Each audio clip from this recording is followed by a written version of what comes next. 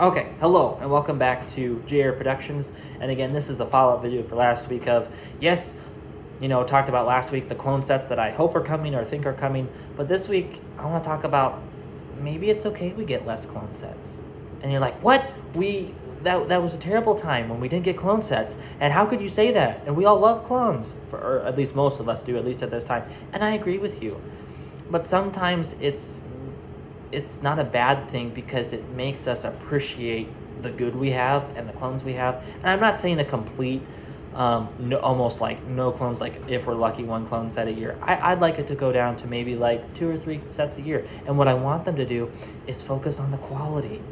Yes, I am in that camp. I don't think they're to the quality that they can be. And that they have been in the past. If this is the same standard, if the clones they were releasing now were the same standard that they've done in the past, I would understand. But in my opinion, they're not as good. The prints aren't as good, and I know they want the helmet holes so they can stick attachments, and some of those attachments are amazing. Like the macro binoculars, one of the best parts and things in addition to clones in the past 6-7 years. It's fantastic, and I will praise them for that. But then other things like having the helmets, how expensive is it to have both helmet styles in production at the same time and piecing them out per set of which one needs it and which one doesn't? How hard is that? They've been now soon they're not going to, and I know it saves money, but how much money is that going to save over at the price of their quality? We see like the 212 troopers. I know they've been hit on a lot, but the prints were better in 2014. I am Army building more of the 2014 because the prints are better than the 2020, 2021, 2022 clone. 2022, sorry. I'm Army building them more. I want to see troopers like the 327 Star Corps come back, Ayla Sakura's troopers, the 91st Reconnaissance Corps, even the 104th Battalion, the Wolf Pack. But I'm scared because I'm like, I want them to be good quality, and I'm afraid they're going to mess the prints up. Shock troopers, the shock troopers look really good except for the helmet holes. I can almost ignore the helmet holes. They don't bother me a ton, but when it's in combination with bad printing, that disappoints me. So I am happy the shock troopers look really good. I will give them that, except for the helmet holes. So to cut a long story short, I know it's probably not going to be a long video, but maybe it's a good thing because I'd like them to concentrate on the quality of the figures in particular, of getting, maybe just getting 1 to 2 clone sets a year or Clone Wars era sets. We also need some droid sets, and that's okay. I think we'd be happy just having a balance of, we have so many, and I like Army building, but I also like having a break to catch up. Every year lately, I keep getting backlogged with trying to complete certain sections of my Army because I just keep releasing new clones, and I'm like, man, I actually missed the break of not having current clones to Army build so I can get older ones. I know, first world problems. But also, on the flip side, I appreciate the battle packs being all clones. I like that. I like getting clones for cheap, but it's like, what about the poor people who want stormtroopers? It's been a while since we've got a stormtrooper battle pack. A rebel, any battle pack. It's okay.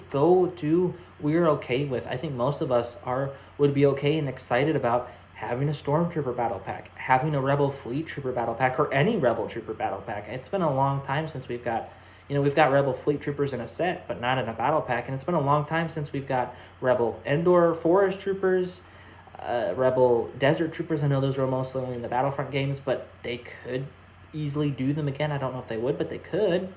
We've got a lot of Hoth Troopers, but that's it. The other ones have either not been that many or not been at all. And I think it's time to head back and get some Rebel battle packs, get some Imperial Stormtrooper battle packs, and other faction battle packs. It'd be nice, even if it's a little late, get some sort of Mandalorian battle pack again. Even Maul Mandalorians, I think, it's a little bit past its prime of selling, but I think we would still be interested in it. I think a lot of people would still buy it. I would buy some. I want to build a small, not a huge, but a Maul Mandalorian army.